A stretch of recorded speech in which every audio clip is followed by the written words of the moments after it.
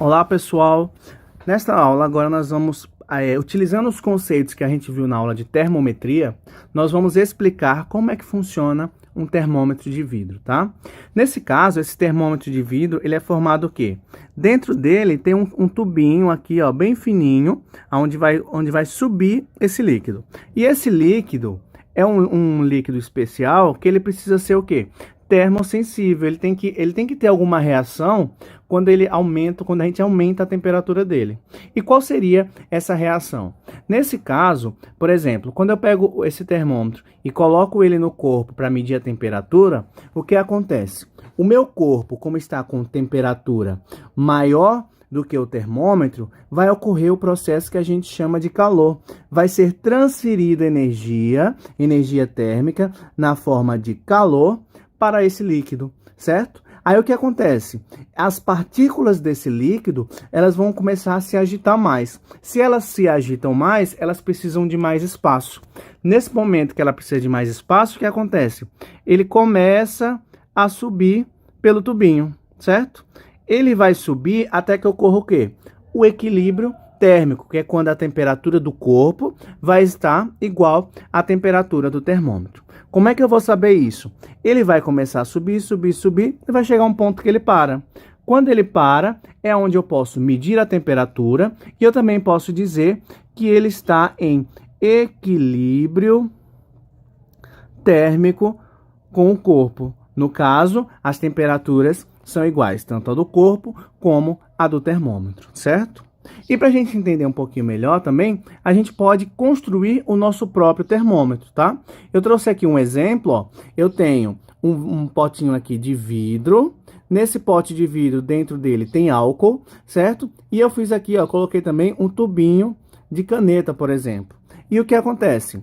Quando eu começo a transferir energia na forma de calor aqui para esse álcool vai começar a se expandir. Quando ele se expande, ele começa a subir por esse tubinho, certo? E para a gente criar esse termômetro, a gente precisa definir a escala dele, certo? Para a gente poder, esse termômetro para medir alguma coisa, a gente precisa de alguns números. E para isso, a gente vai ter que regular esse termômetro. Para a gente regular um termômetro, a gente precisa de dois pontos importantes, que é o ponto de ebulição e o ponto de fusão, certo? O ponto de ebulição é o ponto em que a substância passa do estado líquido para o estado gasoso. O ponto de fusão é quando passa do estado líquido para o estado sólido, certo? E como é que eu posso fazer isso? No caso, para que eu possa encontrar o meu ponto de ebulição, eu preciso pegar uma substância que esteja no ponto de ebulição. O nosso caso mais simples seria o quê? Pegar a água, certo? Então, no ponto em que a água está passando do líquido para o gasoso, seria uma boa ideia para eu medir essa temperatura. Então, o que eu faço? A minha ideia seria colocar esse termômetro que eu criei dentro de da água fervendo. O que aconteceria? O calor da água fervendo seria transferida para o termômetro e o negocinho aqui, ó, o líquido ia começar a subir. Eu vou esperar até que ele atinja o equilíbrio térmico. Quando ele atinge o equilíbrio térmico, ele não sobe mais. Então, esse vai ser o meu ponto de ebulição, certo? E para o ponto de fusão, o que eu faria? Como o ponto de fusão é do estado líquido para o estado sólido, eu iria colocar esse termômetro, a água o quê? A água sendo congelada. Então, com a água muito fria, o que ia acontecer? Esse termômetro, ao invés de subir, ele iria descer. Digamos que ele desceu até aqui, ó. Então, se aqui ele chegar no equilíbrio térmico, não descer mais, esse vai ser o meu ponto de fusão, certo? Definido o ponto de fusão e de ebulição, agora eu preciso numerar, certo? E como eu vou enumerar? Depende de como você quiser. O termômetro é seu, você pode fazer da forma que quiser, certo? Por exemplo, eu poderia ter o meu ponto de fusão e dizer que aqui seria 10 graus na minha escala, a escala Paulo. E meu ponto de ebulição seria em 320 graus na escala Paulo. Eu que estou definindo meu ponto de fusão e ebulição no meu termômetro, certo? Isso é o que aconteceu com que a gente vai aprender, que a gente tem que focar nas escalas Celsius, na escala Fahrenheit e na escala Kelvin, certo? Nos estudos de Kelvin, ele definiu o ponto de fusão dele a 0 graus Celsius e o seu ponto de ebulição a 100 graus Celsius, certo? A mesma coisa fez Fahrenheit, só que o ponto de fusão de Fahrenheit é 32 graus Fahrenheit e o ponto de ebulição dele é 212 Fahrenheit, certo? E Kelvin definiu que seria 273 Kelvin para o ponto de fusão e 373 para o ponto de ebulição, certo? Então, cada um criou uma escala termométrica. Por exemplo, se eu colocasse 3 termômetros, um em cada escala, para medir a temperatura de um líquido, o que ia acontecer? O líquidozinho do termômetro, em cada um, ia subir no mesmo nível, certo? O que iria mudar? O que iria mudar seriam os valores, porque cada escala tem um valor diferente, certo? E a nossa tarefa é o quê? Mudar de uma escala para outra. Se eu tenho a escala Celsius, eu tenho que mudar para a escala Fahrenheit e mudar para a escala Kelvin. E como eu poderia fazer essa mudança? Eu vou ter que relacionar. Então, eu vou relacionar a amplitude da temperatura que eu quero saber com a amplitude total do termômetro, certo? Então, eu vou fazer Celsius menos 0, que seria essa amplitude aqui da temperatura que eu quero, sobre a razão sobre a temperatura total, a escala total, no caso 100 menos 0. A mesma coisa eu faço na escala Fahrenheit.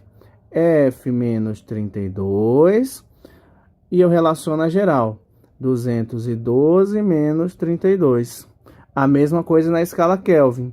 K menos 273 sobre 373 menos 273. Certo? Eu posso simplificar. Ficaria o quê? C sobre 100. F menos 32, F menos 32.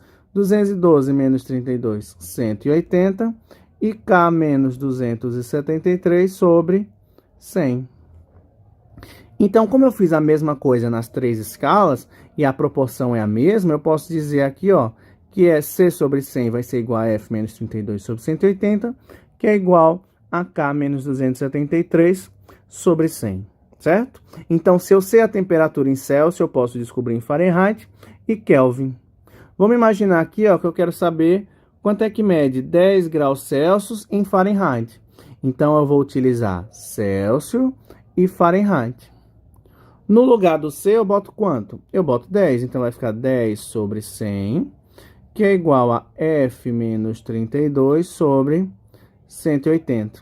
Agora, eu posso resolver por regra de 3. Esse que multiplica esse.